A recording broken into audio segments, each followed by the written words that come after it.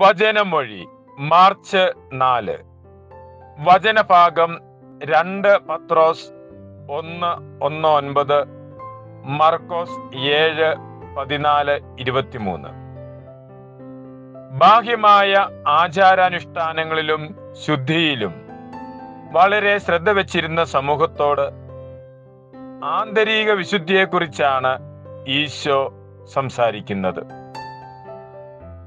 കുഷ്ഠരോഗിയെ സ്പർശിക്കുന്നതും രക്തസ്രാവ സ്ത്രീ സ്പർശിക്കുന്നതും മൃതശരീരം സ്പർശിക്കുന്നതും പാപികളോടൊപ്പം ഭക്ഷണം കഴിക്കുന്നതുമെല്ലാം അരുതുകളായി കരുതിയിരുന്ന സമൂഹമായിരുന്നു യഹൂദ സമൂഹം. എന്നാൽ ഈശോ ഇതെല്ലാം ചെയ്യുന്നുണ്ട്. അവിടുന്ന് പഠിപ്പിക്കുന്നു, പുറമേ നിന്ന് കടന്ന് ഒരുവനെ അശുദ്ധനാക്കാൻ ഒന്നിനും സാധിക്കുകയില്ല.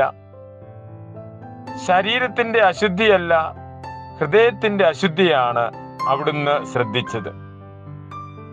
വസ്തുക്കളല്ല, വസ്തുതയാണ് ഒരുവനെ അശുദ്ധനാക്കുന്നത്. ഒരുവന്റെ ഹൃദയം എന്താകുന്നുവോ അതാണ് അവന്റെ അവസ്ഥ. ഹൃദയം മലിനമായാൽ വ്യക്തി അശുദ്ധമാകുന്നു.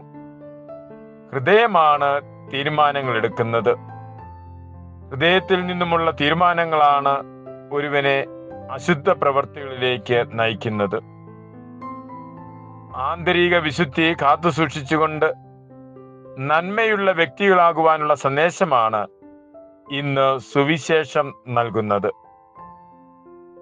പത്രോസ്ലീഹായുടെ ലേഖനത്തിൽ നിന്നും നാം വായിക്കുന്നത് വിശ്വാസികൾ പിന്തുടരേണ്ട വ്യത്യസ്തമായ പുണ്യങ്ങളെ സംബന്ധിച്ചാണ്.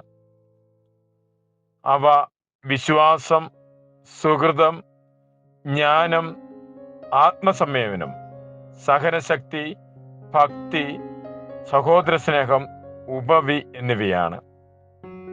ഈ പുണ്യങ്ങൾ ആർജിക്കുന്നതിനും അവയിൽ ആഴപ്പെടുന്നതിനും ഈ നോമ്പുകാലം നമ്മെ സഹായിക്കട്ടെ.